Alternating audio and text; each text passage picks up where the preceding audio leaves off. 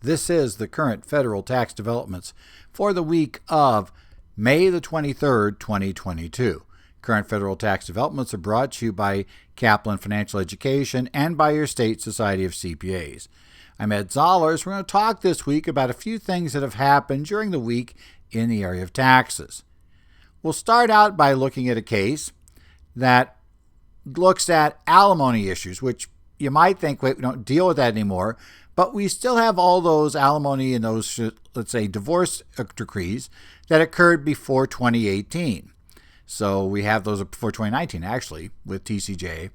So we still need to understand what qualifies, and this is one of those cases where we're looking at whether a series of payments made by a physician qualified as alimony paid to his former spouse. Second, we're going to take a look at the IRS announcing an option for employers to establish leave-based contribution programs to aid in relief for the Ukrainian war. This is something which the IRS has done previously. The whole concept here is, first thing is why we need a special IRS announcement for this sort of program, and what exactly are the conditions we have on this announcement. Finally, we're going to look at the IRS extending, for what the agency now tells us is the last time, the program that allows for remote signing of certain qualified plan documents. This was a program that was put in place initially as part of the COVID-19 relief programs.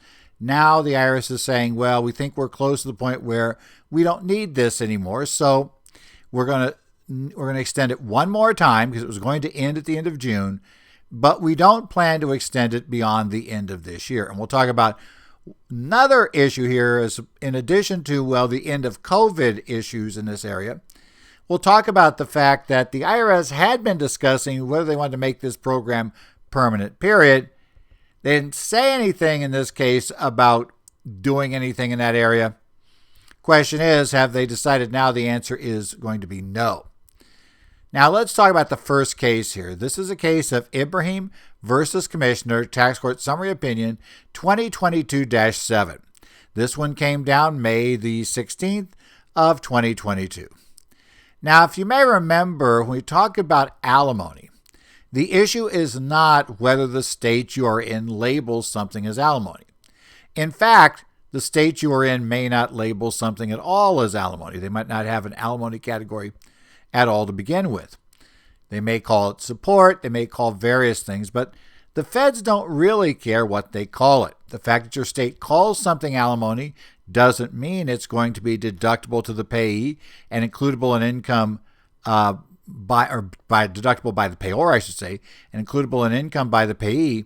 But the flip side is too, just as well, the fact that something's not called alimony does not mean it won't be deductible by the payor and includable in income by the payee who receives it. And the four tests for alimony, which are under federal law, and this is from old Section 71.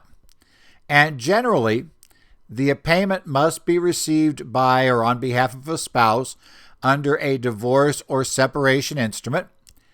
It also, the decree or separation instrument does not designate such a payment as a payment which is not includable in gross income and not allowable as a deduction in terms of support or alimony.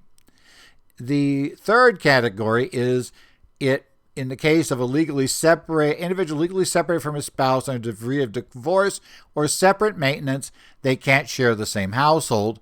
And number 4, there is no liability for the payor to continue to make payments following the death of the recipient. If all 4 of those conditions are met, and you don't run afoul of a couple of rules that are meant to catch disguised child support, where you tie the end of such a payment stream to the date that a dependent reaches a certain age, certain other events that might suggest that this is really child support, and also some anti-front-end loading rules that deal with trying to use this as disguised, basically property settlement, it will count as alimony. Now, in this case, we're going to take a look at the case, and this was a case of the doctor.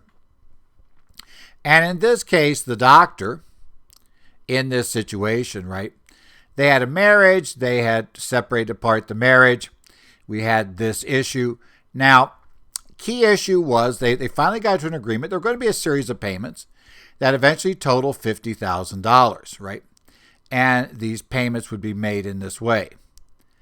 Now, one key issue of this, though, is that it did say very clearly that they've entered into that agreement and neither party shall, right, receive maintenance from the other, and, and basically the judgment is not modifiable. So that was the nature of the statement. Now the question becomes, is this alimony?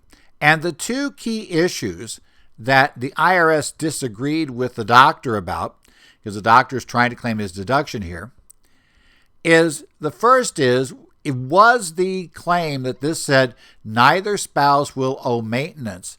Does that mean effectively that this is a designation that the payment is not deductible and not includable? So therefore failing under one of the exclusions. Because remember, if it's designated as of that type, then, gang, we don't need to worry about the rest of this. And then secondly, the question becomes, in this case, is this something that would have been due, where payments would have been due had the recipient spouse died prior to the date the payments were due? Now, by this date, all payments had been made. So obviously, all payments were made. The question, though, comes down to fundamentally not whether all were made, but if, let's say, that the spouse had died before the last payment was required, would the last payment have been required to be made? Now, the court looked at a couple of things. The first thing is the document itself really, it doesn't have explicit language saying that for tax purposes, this shall not be alimony. But the court notes that we don't necessarily need language to be that explicit, right? If it is clear, basically from the language of the agreement, clear, explicit, and express direction in the divorce decree stating the payment is not to be treated as alimony or separate maintenance payment, then that's deemed to fulfill the second category. Now, as I said, that's a little different. If it's silent on the issue, then no, you've not covered this. It doesn't have to say it is alimony. But the question is it clear and explicit? In this case, the court said, Doctor, you and your wife signed an agreement that said neither party shall be liable for, nor shall they pay, separate maintenance to the other. That's your agreement. And as far as we're concerned, that represents clear, explicit, and express direction that this should not be treated as alimony. Now, like I said, note the subtlety there. Had the agreement not had that clause, it would have had the same requirements for the payments, but it had not had a clause about finding there should be no explicit payment for maintenance. That would not have been the same thing. Now, the doctor tries to argue, well, yeah, but under state law, you're not allowed to walk away if your spouse would be made destitute, doesn't have the means of support, etc. And therefore, it would make it into a required payment of separate maintenance under the applicable state law. But the court came back again and said, first thing is, this court never found that condition exists. Secondly, the court said, your wife, has had gainful employment as a nurse, continues to work that way, has done so, and continues to do so now after these payments are done. It doesn't look like, this was somebody that was going out on the street if these payments weren't made. And third, doctor, you agreed to a clause that said there is no such thing required. So saying, you really can't come in here and try to argue against your own agreement by saying that this doesn't work. But then the court went on and said, well, would these payments be required to be paid after the death of the recipient? The court notes that, hey, we've already covered the fact that these payments would not have, basically don't qualify because we're told they're not separate maintenance payments. But so the court says, but let's take a look at this second issue anyway. Now, this second issue is one that becomes a problem quite often because just like this agreement, the agreements are quiet. They don't tell us what's going to happen. Instead of saying, since this is obviously a key thing, instead of saying, hey, look, there's no liability for the payor to pay this after the date of death of the payee, regardless of the fact there are still scheduled payments remaining to be made. They don't say that. But what, therefore, the tax court has to do in that case is go back and see how state law would interpret this. So we have to go back looking at state law, trying to find precedent to see how would the state that has jurisdiction, like I'm here in Arizona, how would the state of Arizona deal with this? If the state of Arizona was presented with this agreement and, the doctor's wife or former wife died before the date of the final payment, would the state here, if this was in Arizona, have required the payment to be made? Now, the doctor said he went back to his theory that, maintenance was required here because his ex-spouse would not be able to maintain, basically she couldn't really support herself in a reasonable way unless she had some sort of additional funds. But the court here said, no, said we don't have any finding that that's the case by the court, reminding him. We have an explicit agreement, which the judge apparently, and I think this would be important, the judge in the divorce case didn't object to that, said it wasn't. You would assume that if you tried to say it wasn't maintenance when legally it was absolutely required maintenance be paid in this divorce, that the judge wouldn't have signed it. Court said, no, we don't see there's anywhere near adequate evidence that there would be no requirement to pay after the death of your spouse had she died before payments began. Therefore, sorry, doctor, this is going to be considered to be not deductible alimony, and tough luck. Don't worry about it. It's just not deductible. Next up, let's talk about Notice 2022-28. This was issued here on May the 20th. And this deals with employer leave-based donation programs for relief related to the Russian incursion into Ukraine.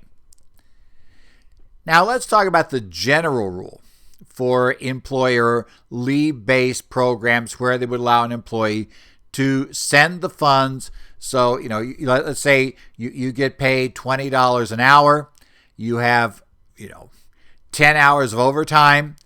You would say, I'm going to donate 10 hours of my overtime at $20 an hour to this charity. Therefore, $200 would go to the charity.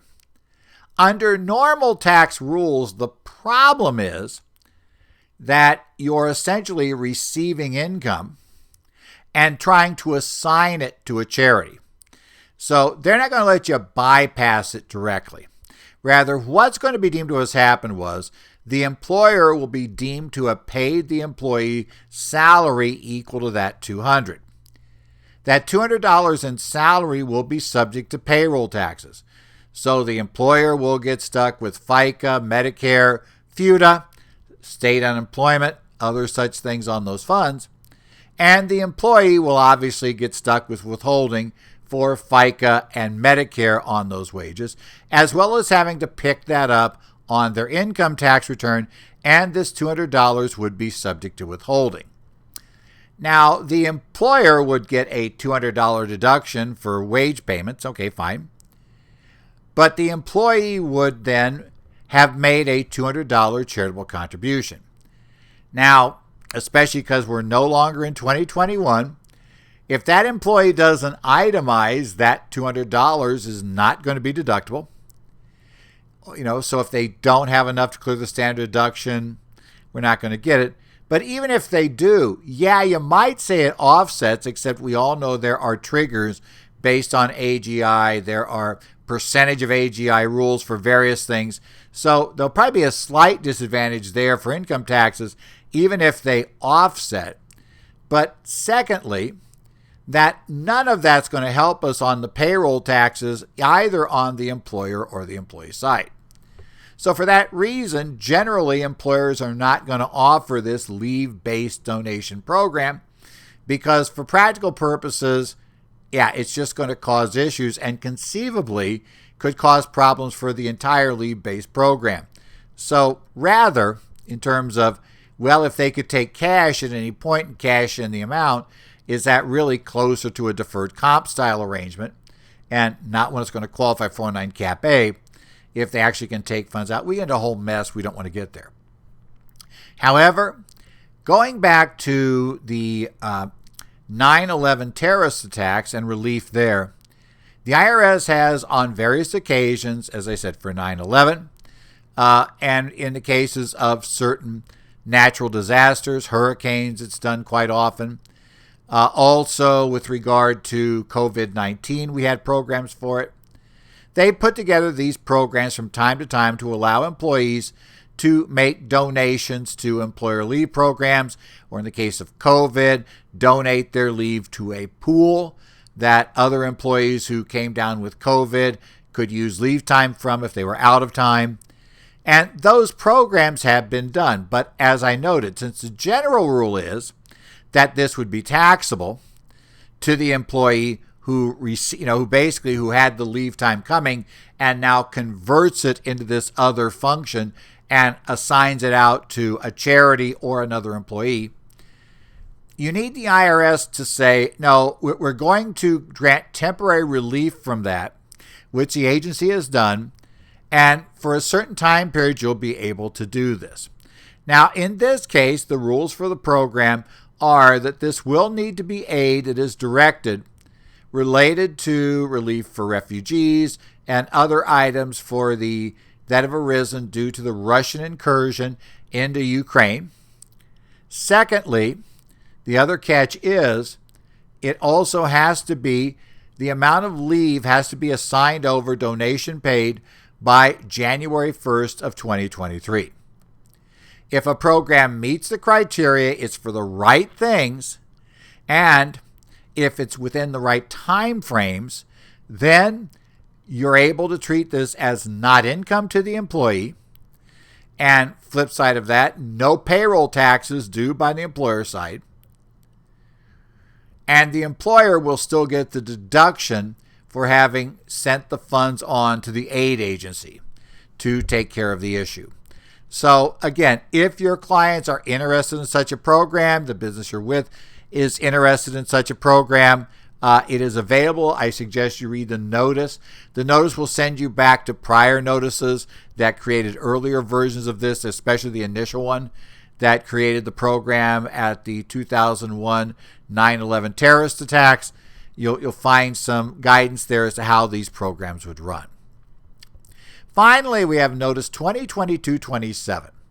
This one was issued on May the 13th. If you remember back in 2020, we had some special relief issued related to the COVID-19 pandemic. Certain documents related to retirement plans, especially documents signed by a spouse who is saying, yep, I agree, we're not going to take like a joint survivor annuity out of the program, I'm going to give up my rights, etc., and allow the money to go here or not be designated as a beneficiary. Those sorts of documents, traditionally under the regulations, under 401, have to be signed by the spouse, either in the personal with a notary who sees the person in person so they can personally verify that person. Because the concern here is that a spouse who is wanting to rob the funds from the other spouse would, try to forge a signature or have somebody else stand in, put put somebody other than their spouse in to sign the documents. So we want to have that person come in, be able to be questioned, and show ID and information in front of either a notary public or in front of a representative of the plan. Well, as you may remember, there's this thing about COVID that, especially back in 2020, before we had many treatments, and, there was no vaccine issues. There was, pretty much, and we didn't know, but numbers were getting bad. So people were not thrilled of coming in and seeing, and especially older people, because we're all pretty much aware that the problem here becomes the older one is, the more likely the outcome of COVID will be bad. So these people don't want to really come in and sign these documents in front of a person. So the IRS said, okay, due to COVID, we're going to grant temporary relief. So we would allow fully remote notarization under the rules a state provides. Now, if the state allows for remote notarization, online, not in person notarization where the other party signing is not in the same place as a notary, if you meet all of those rules, which in theory are supposed to serve to protect the parties, to assure that really is the other person and whatever the state requires for that, if you meet those requirements, we'll accept that, even though our regulations say, sorry, you can do everything else you want to using that remote notarization law, but there has to be an in-person meeting between the notary and this person who is signing, normally the spouse that's signing this document. We'll waive that as long as you meet the state requirements temporarily. And for as far as a plan representative signature, we're going to allow you to do things like Zoom calls, FaceTime, things like that using specific procedures. Those procedures generally required you to have the person there live on camera. They couldn't just, the spouse couldn't just tape their responses and have that, have that replayed. They had to be able to interact directly using a program like Zoom, FaceTime, Microsoft Teams, Google Meet, one of those sorts of things. They had to be able to interact directly with the other party, and they had to see an ID that they would hold up to the camera so they could see the ID, and they had to actually sign the document in question in front of the camera so we could see the signature being applied, fax that back to the participant while the call, back, I say, to the plan representative while the call was going on.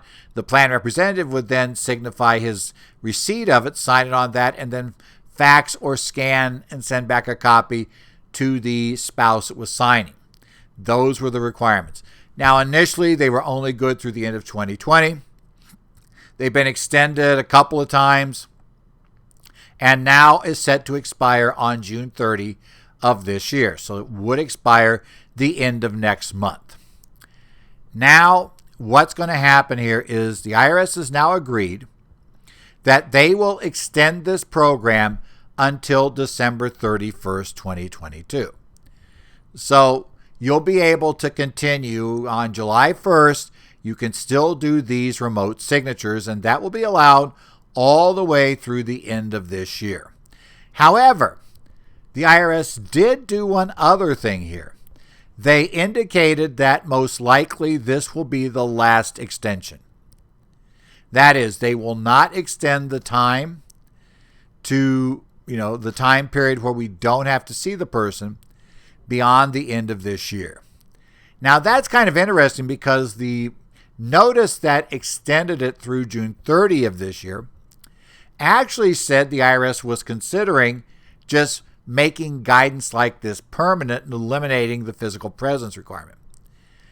I have been noticing in tax notes a number of different comments were sent in by various parties, most of which appeared to have complained that allowing that to happen would allow an abusive spouse to be able to get these signatures done without the real, informed consent of the other spouse who'd be forced to do it.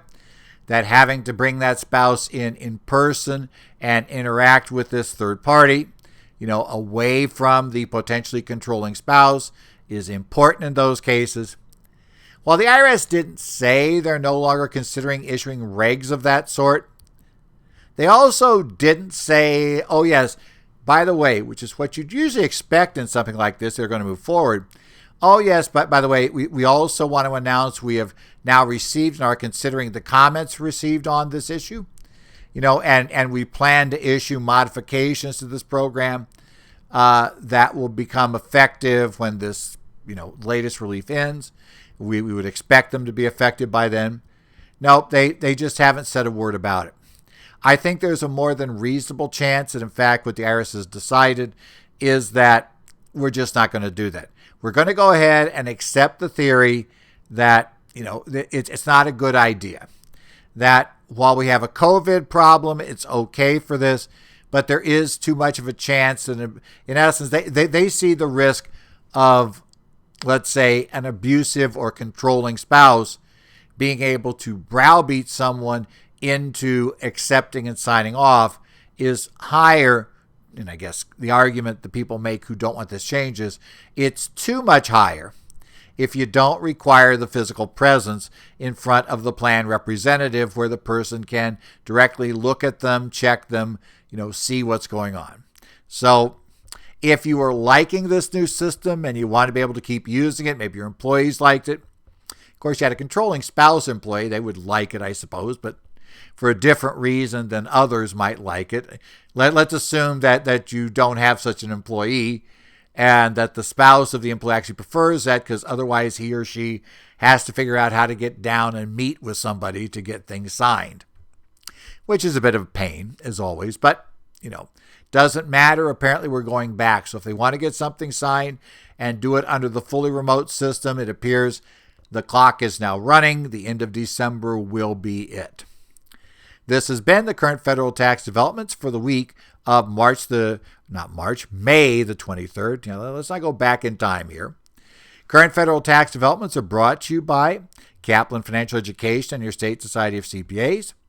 I want to suggest that I do follow along and keep an eye on the Connect sites for Arizona, New Jersey, Illinois, Washington, Minnesota, and also look at what's posted on Idaho's site. So if you have any issues, you can go ahead and post a message in one of those. And if I see it and think I might be able to help, I'll see about responding. We'll take care of it from there. Also want to say, go ahead and watch out. We are going to be out doing some continuing education programs again. We'll actually be doing a few in person, so we'll have that going on. So look forward to doing some of that this year. But otherwise, hopefully you're having a good week. Hopefully time's going well for you. We're outside of the original due dates now for calendar year for pretty much everything except qualified retirement plans. So we're on extended due dates for most things. So hopefully you're working your way through that pack for the people who actually get stuff in after the original due date. Rather than those who said, we're on extension, I'll probably get something in here October 3rd. Yeah, that's a less fun group. But otherwise, we'll come back here next week and see you here on Current Federal Tax Developments.